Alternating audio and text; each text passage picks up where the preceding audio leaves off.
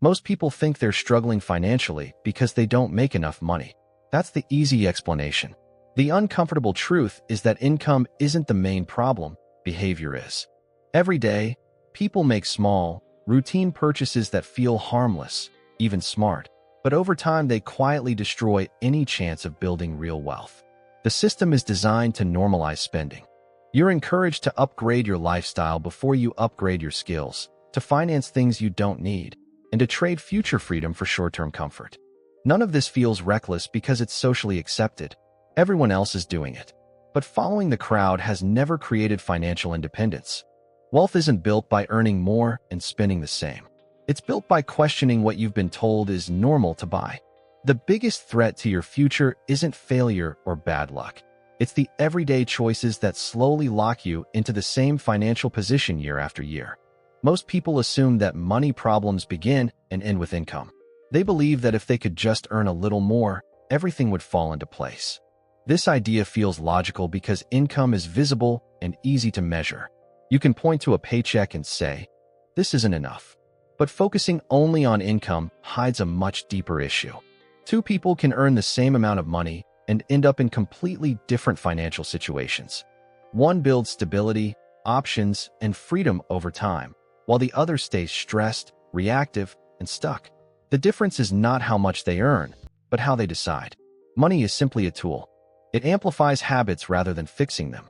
When someone with poor financial behavior earns more, they don't suddenly become wealthy.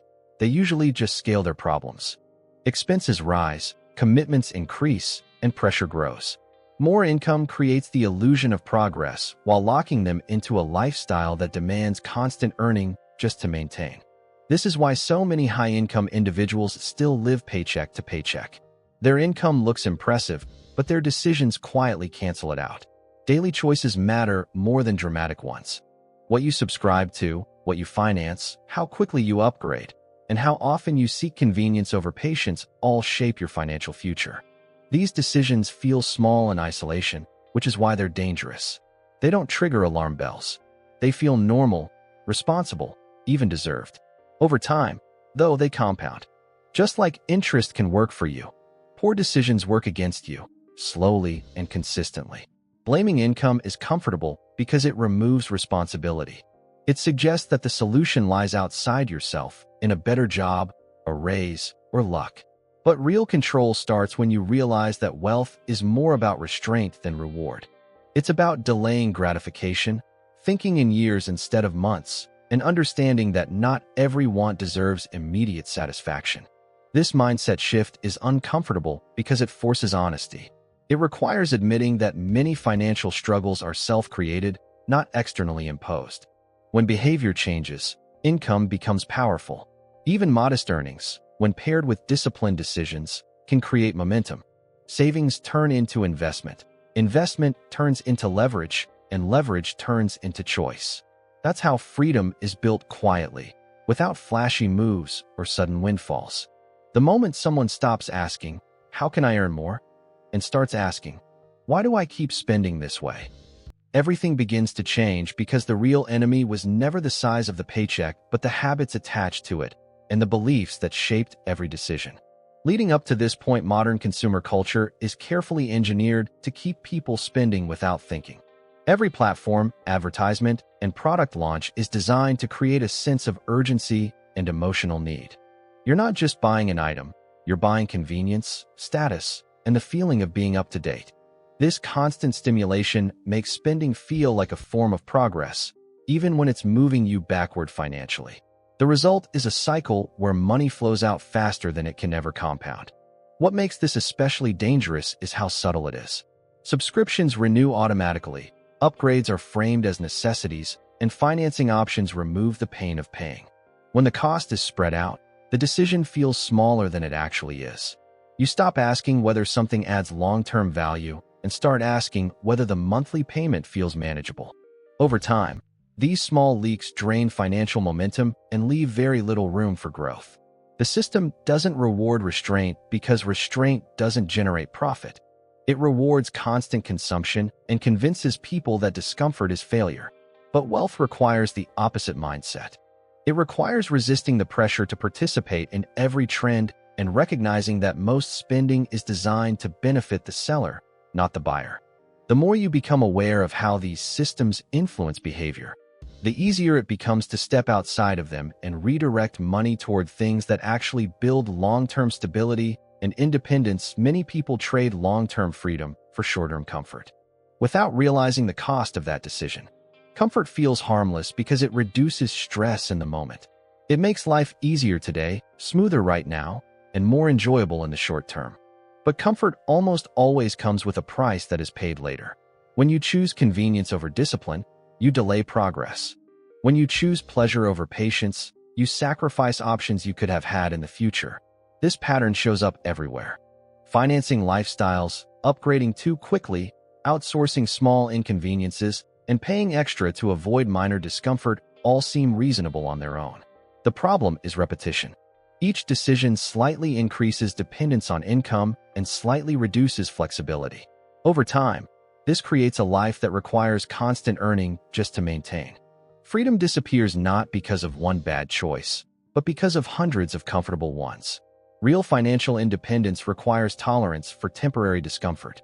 It means saying no when it would feel better to say yes, waiting when instant gratification is available, and accepting short-term inconvenience in exchange for long-term control. People who build wealth are not immune to desire, but they prioritize future leverage over present comfort. The moment comfort becomes the goal, growth slows, options shrink, and the future quietly becomes more expensive than it ever needed to be. Society quietly sets the rules for what spending is considered acceptable, even responsible. Certain purchases are framed as milestones of success rather than financial decisions. Expensive cars, constant upgrades, premium lifestyles, and visible consumption are treated as proof that someone is doing well. When these behaviors are normalized, questioning them feels unnecessary or even strange. People don't ask whether these choices delay their goals because everyone around them has already agreed that this is what progress looks like. This social validation is powerful. Humans are wired to seek belonging, and financial behavior is no exception. When friends, coworkers, and media all reinforce the same spending patterns, resisting them feels like falling behind. The pressure isn't always direct, it's subtle and persistent. You see others financing lifestyles and assume it's sustainable because it's common. Normal becomes the benchmark, not optimal.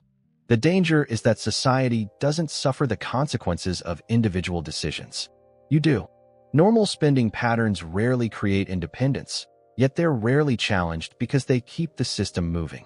Real progress often looks boring, quiet, and invisible at first.